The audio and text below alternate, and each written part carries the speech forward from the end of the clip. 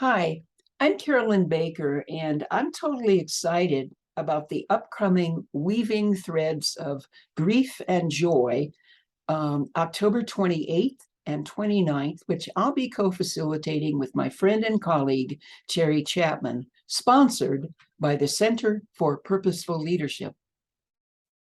As I think about the title of the workshop, I'm aware that the word grief is wildly misunderstood in our culture. In a majority of instances, the word grief is understood as mourning the loss of a loved one. Most authors who write books about grief and offer workshops on it devote most of their healing work to grief that is connected with death. Occasionally, we encounter an author like Francis Weller, who wrote The Wild Edge of Sorrow, who defines grief much more broadly in terms of the countless losses that we encounter every day. For example, take a moment to think about what you are losing right now. We are all losing ghastly amounts of our ecosystems on this planet, and none of us is immune to that loss. Consider the loss of life in the pandemic in very recent years, millions of lives lost. More people than ever in our history are losing their homes.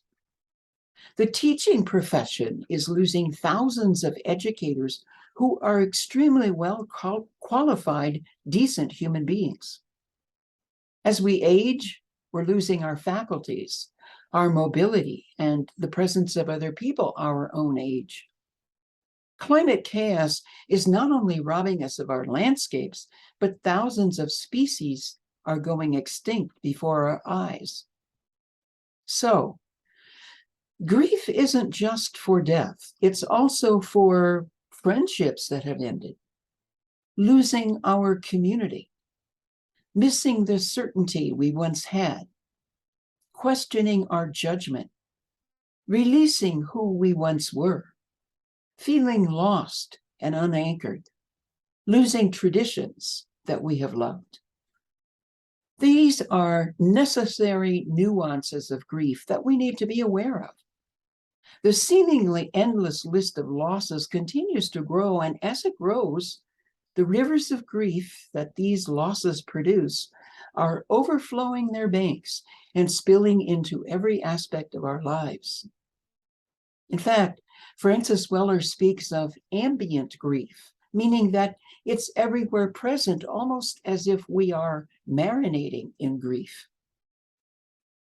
Not being able to grieve consciously our losses because the culture shames us for doing so, or because we don't have the support to do so, impedes us as leaders, parents, partners, and members of our communities. So as you can see, grief is not just about the death of a person or an animal. It's very nuanced, and it's all around us and within us.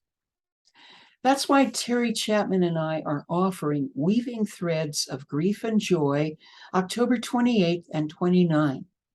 We're providing a safe container for all of us to discover not only the extent of our grief, but have a place where we can feel it and be supported in doing so.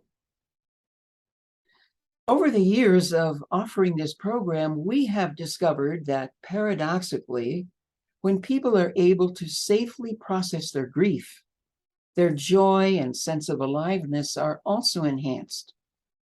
We've also discovered that conscious grieving with support enhances our capacity to lead and to serve the world around us. Please join us and other allies October 28 and 29. To learn more and to register, visit www.centerforpurposefulleadership.org. I look forward to seeing you there.